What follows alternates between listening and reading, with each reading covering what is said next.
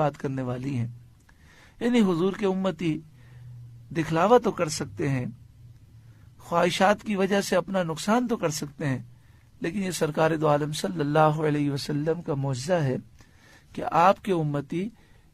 قیامت تک شرک سے محفوظ رہیں گے. بخاری شریف دوسری جلد صفحہ نمبر 951 کتاب الرقاق حدیث نمبر 6152 پیارے آقا صلی اللہ علیہ وآلہ وسلم نے ارشاد فرمایا وَإِنِّي وَاللَّهِ مَا أَخَافُ عَلَيْكُمْ أَن تُشْرِكُوا بَعْدِي، مجھے اس بات کا کوئی خوف نہیں کہ تم میرے بعد شرک کرو گے، یعنی میری امت میرے جانے کے بعد شرک نہیں کرے گی. وَلَكِنْ أَخَافُ عَلَيْكُمْ أَن تَنَافَسُوا فِيهَا، ہاں اس بات کا